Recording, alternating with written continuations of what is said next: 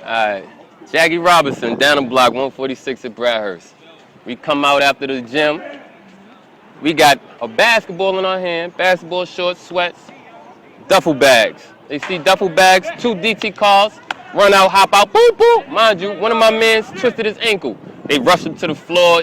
He's screaming his ankle hurt. They got a knee all in the face, taking IDs. I was tired, my back hurt, I wanted to eat. There's too much harassment out here. You can't do nothing. Can't come to the park, can't go to the store. I go to meet my grandmother at 55th train station. They asking me questions. Where you going? What you doing? You look suspicious. No, I'm looking for my grandmother. I don't understand them. It's crazy. I don't know. It's just disturbing. It's crazy. And that's my story. I'm out of here. Okay, my name is Capucine Wins. I'm 43 years old, residing in the Mont Haven section of the Bronx, Millbrook development. My sons were victims of police brutality, and I like to tell my story, how I feel about it. My sons are very good. They could be a little bit better, but they're good. They don't hurt anyone. They've never been in any kind of trouble. So when I came home from school and discovered and found out that my sons were beat up and arrested, I can't even imagine how I felt at that time. I ran to the precinct. When I got there, I was treated like I was a criminal.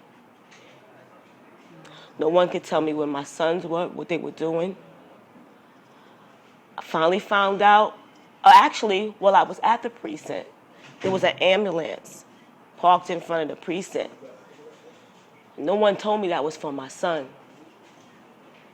Got home, hours later, talking to their dad on the phone, and we found out that they took my son Shabazz to the hospital because they beat him up so bad. They couldn't tell me why. The only thing they could say is, oh, we were told that your son tried to beat up 3 officers. I know that's not what happened.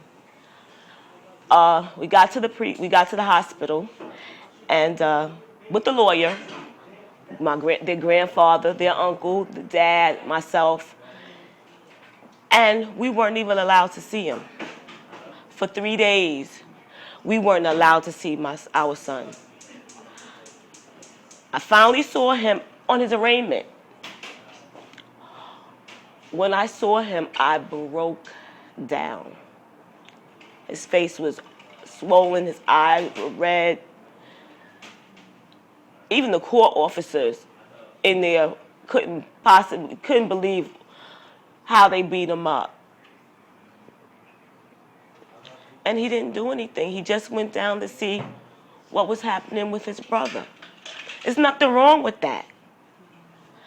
And what I feel that they did, they've undone everything that myself and their father and our family taught them.